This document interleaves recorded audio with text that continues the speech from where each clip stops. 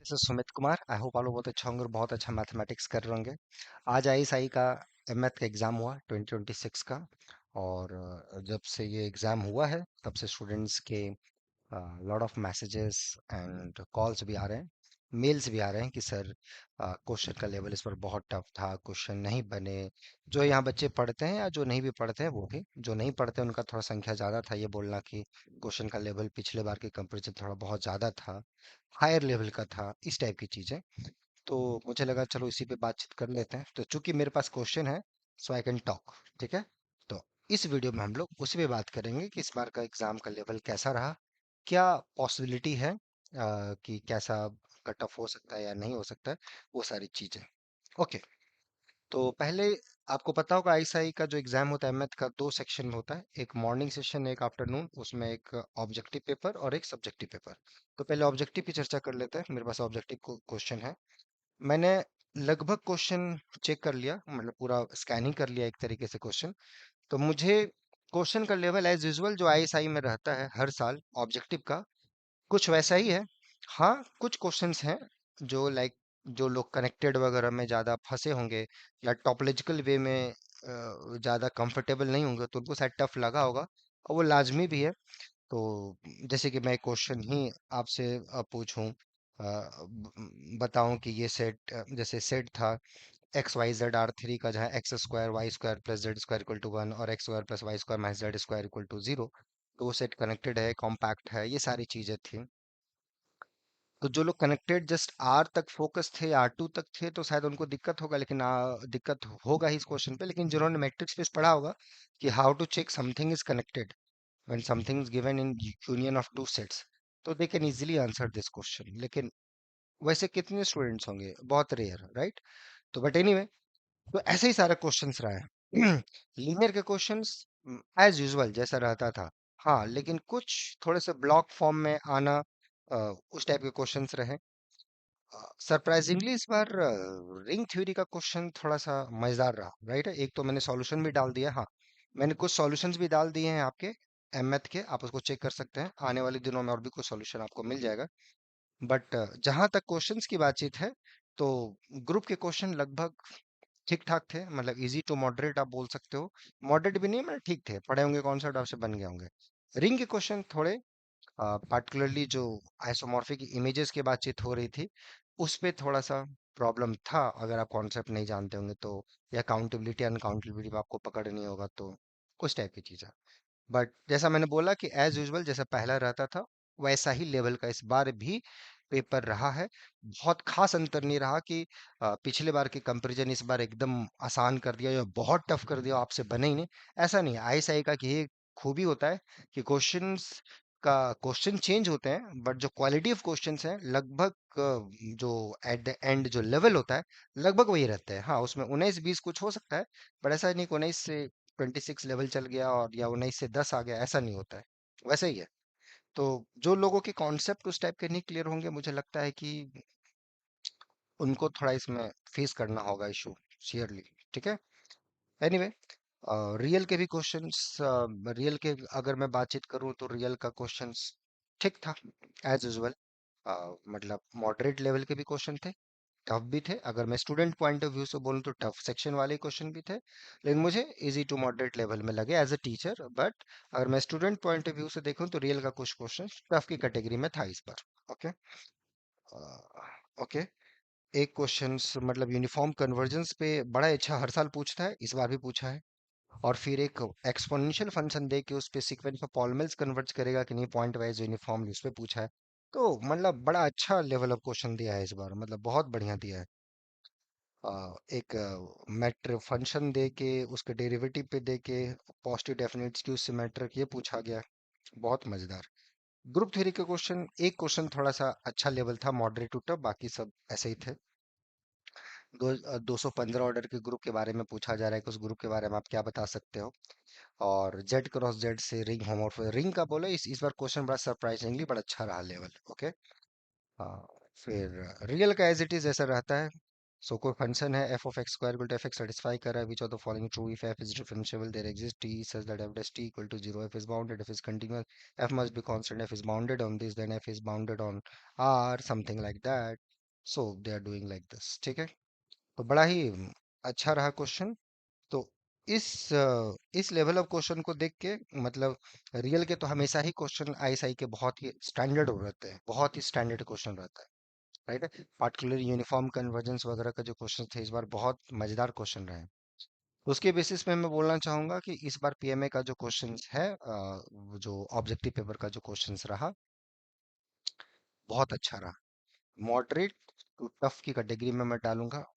बहुत ही ज्यादा इसको आसान तो मैं नहीं बोलूंगा कि बहुत ही आसान था पेपर या ऐसा रहा।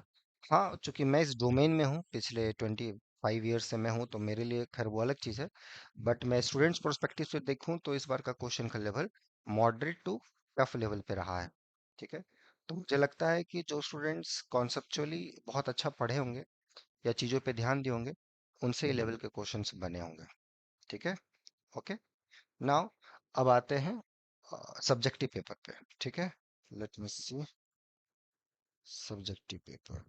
ओके। हम्म सब्जेक्टिव का इस बार लीनियर के क्वेश्चन बहुत अच्छे रहे, बहुत बढ़िया क्वेश्चन पूछा गया। मतलब पहले भी पूछते थे सब्जेक्टिव, जैसे मैंने बोला, एज इट इज, जैसे भी लास्ट ईयर के क्वेश्चंस थे ऑलमोस्ट लगभग सेम इस टाइप के भी हैं। बट हाँ, चूंकि नए क्वेश्चंस मिलते हैं प्रूफ में, सब्जेक्टिव में ये सब क्वेश्चन आपको कहीं दिखते नहीं है, अनलेस अदरवाइज एक दो थोड़े से मिल गए।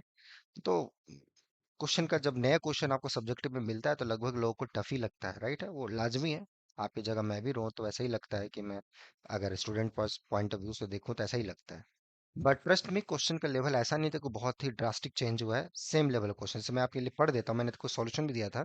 जैसे एक बड़ा अच्छा क्वेश्चन मुझे यूनिफॉर्म कन्वर्जेंस का लगा था इस बार, कि फॉर गिवन एन, वो जीएन वाला जो क्वेश्चन था, that gn converges to 0 uniformly on 0 to c and something like that, you have to prove that integration. That's quite good question। वो क्वेश्चन आप यूनिफॉर्म कन्वर्जेंस का तभी बना सकते हो जब आपको वो सब चीज़ों पे पकड़ हो, अदरवाइज मुश्किल है बनाना। ओके।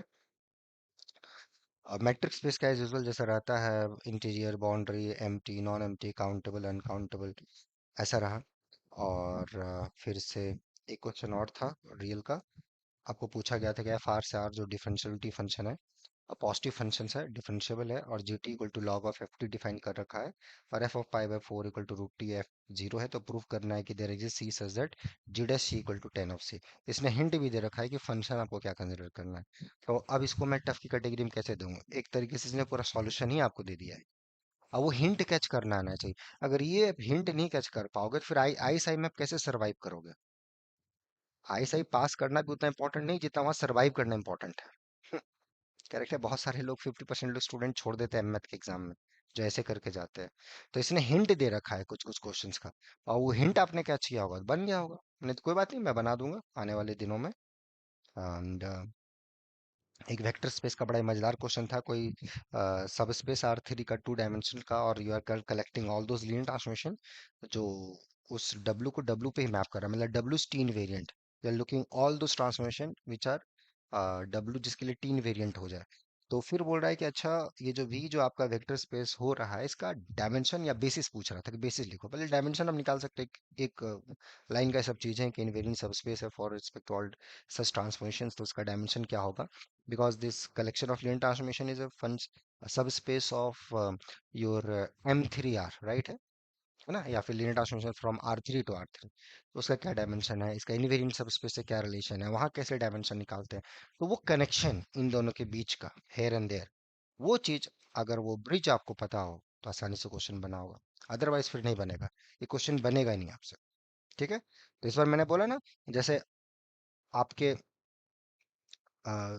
पीएमए में जो लीनियर का क्वेश्चन था या मैट्रिसेस के क्वेश्चन थे, थोड़ा वैसे ही थे, इजी टू मॉडरेट में थे। यहाँ थोड़ा लेवल अच्छा किया है, बहुत अच्छा लेवल किया है, एक दो क्वेश्चन तो बहुत अच्छा किया है। ये दो क्वेश्चन इसने पूछे थे, एक आइगन वैल्यूज का था, वो तो खैर बहुत आसान क्वेश्चन था।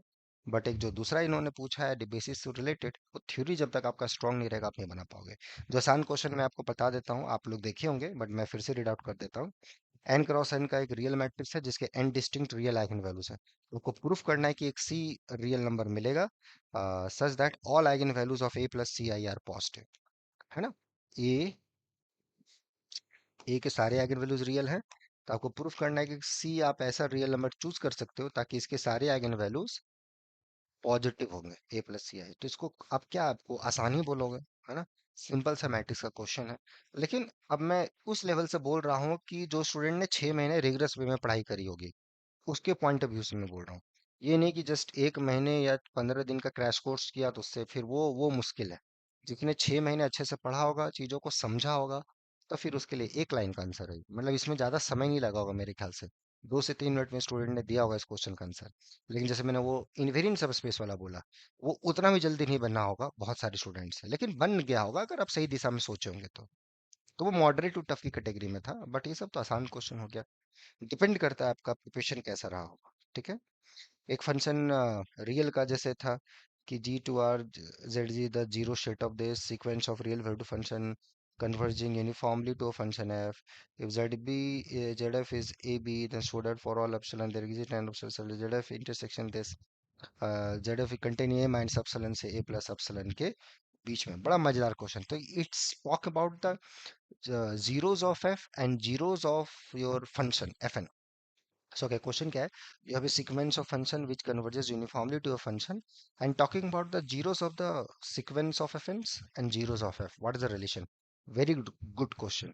तो मुझे लगता है कि ये क्वेश्चन, मतलब इसको टफ, मैं अगर उस लेवल से देखूं बैचलर लेवल पे, तो टफ की कैटेगरी में ये आना चाहिए। उस लेवल का क्वेश्चन है। तुरंत नहीं बना होगा बहुत सारे स्टूडेंट से, लेकिन अब मैं मैथ्स के लेवल से देखूं तो खैर उतना भी नहीं है कि अगर आप थोड़ा बहुत यूनिफॉर्म कन्वर्जेंस और जीरोस के टाइप की चीजों को देखे होंगे, राइट, तो समझने की कोशिश की होंगे कि यूनिफॉर्म कन्वर्जेंस का क्या क्या प्रॉपर्टीज होता है, कैसे ये चीजें एक्ट होती हैं, क्वेश्चन बना होगा। अदरवाइज फिर नहीं बना हुआ ये क्वेश्चन, ठीक है। तो ये उस कैटेगरी का क्वेश्चन है। तो इसीलिए मैं बोल रहा हूँ कि कुछ स्टूडेंट्स को इस बार का पेपर टफ लगा है, तो उसका रीजन है, बहुत सारा फैक्टर्स है, बहुत सारा फैक्टर्स है उसको। अब जैसे जैम के लिए जो प्रिपरेशन किए होंगे बस जैम ओरिएंटेड, अब वो 1 से 1.5 महीने में जो भी पढ़ पाए होंगे अपना फाउंडेशनल वे में उसको अच्छा करने के लिए, तब तो टफ लगा होगा। लेकिन जो शुरुआत से इस चीज पे ध्यान दिए होंगे, फिर बहुत ज्यादा नहीं लगा होगा। ऑफकोर्स कुछ क्वेश्चन नहीं बने होंगे, बट ऐसा नहीं कि क्वेश्चन बहुत ही टफ था। तो मैं बोला ना, डिपेंड करता है आपका प्रिपरेशन कैसा रहा है, राइट, ओके।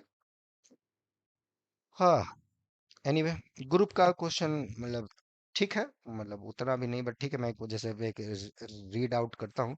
जी को ग्रुप है H and K normal sub group of G such that G modulo H and G modulo K are abelian, then prove that intersection K is a normal sub group of G and G quotient H intersection abelian, and so forth. तो बढ़िया question है ये group का। इसको moderate ही बोलिए, tough नहीं है, बड़ा आसान सा क्वेश्चन है। सिस्टमैटिक वे में you can prove it. It's not too much like too much big deal वाला क्वेश्चन नहीं है कि बहुत बड़ी बात हो गई इसमें, नहीं, ऐसी भी नहीं है, बन सकता है। तो as it is last year की तरह ही इसको रखना चाहिए, एक्सेप्ट दो क्वेश्चन को छोड़ के, दो क्वेश्चन को छोड़ के।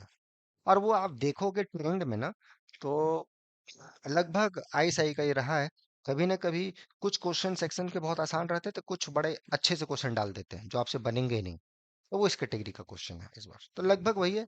कट ऑफ की जहां तक बात है, तो लगभग सेम होने वाला है। बहुत ज्यादा ड्रास्टिक अंतर नहीं रहेगा, बट हाँ, कुछ जो होंगे, एक दो नंबर आगे पीछे हो सकते हैं, बट बहुत ज्यादा मेजर पीएमए में हो सकता है कि कट ऑफ थोड़ा कम हो सकता है यहाँ पे।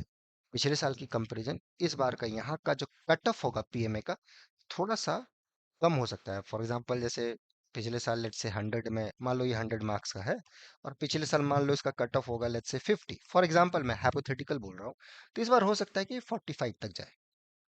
मैं हाइपोथेटिकल आपको बोल रहा हूँ, उसी के आसपास, मतलब 5, 6, 5, 3, 4, 5 ये मार्क्स का अंतर हो सकता है इस बार, ठीक है, पीएमए के कट ऑफ में, राइट है। मतलब उस एवरेज में इस बार कट ऑफ थोड़ा सा कम हो सकता है, ओके। और पीएमबी एज इट इज वैसे ही रहेगा, कोई खास मेजर चेंजेस नहीं लगे क्वेश्चन को देख के। हाँ, एक दो क्वेश्चन है टफ, वो लेकिन वो हर साल रहते हैं। कोई भी पेपर आप उठाओ, उसमें अगर 10 क्वेश्चन होंगे या 8 क्वेश्चन होंगे, तो 6 बहुत आसान होंगे। मतलब 6 आसान होंगे इन द सेंस कि आप सोच पा रहे हो और आंसर मिल रहा है। कुछ क्वेश्चन ऐसे होंगे जिसको आप सोच रहे हो बन ही नहीं रहा है, तो ऐसा है। तो ये लगभग वैसा ही है। आगे पीछे थोड़ा बहुत एक दो हो सकता है, बट यहाँ पे थोड़ा सा 4-5 मार्क्स का डिफरेंस हो सकता है इस बार। तो ये रहा इस बार का क्वेश्चन। और जहाँ तक सॉल्यूशन की बात है, कुछ सॉल्यूशन तो मैंने दिए हैं, आप उसको चेक कर सकते हो। बाकी और भी आने वाले दिनों में मैं सॉल्यूशन दूंगा। I have some commitment, but ठीक है, आई ट्राई माय बेस्ट कि गिव यू द सॉल्यूशन। और इसे में इम्पोर्टेंट है कि ये अपना रियलाइज होना कि यार एग्जाम मेरा क्या बेहतर हो सकता था, या और बेहतर मैं कर सकता था या कर सकती थी, वो क्यों नहीं हुआ, क्या इसका रीजन है, उसको कैसे अच्छा किया जाए, उस पे थोड़ा ध्यान देना है। बनिस्पत की क्या कट ऑफ होगा, क्या मार्क्स होगा, वो तो चलो, वो जो आना होगा वो आ जाएगा, राइट है, उस पे अब आपका कंट्रोल नहीं है, आपका कंट्रोल एग्जाम पे था। अब वो आप जैसा दियोगे वैसा आएगा। इंपॉर्टेंट ये है कि आगे अब क्या इसमें सुधार करें ताकि और अच्छा हो।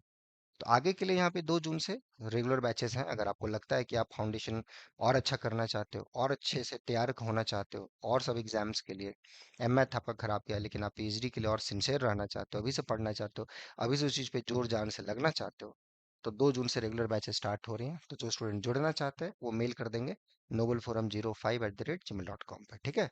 तो मिलते हैं नेक्स्ट वीडियो में। Till then enjoy the subject, take care, bye.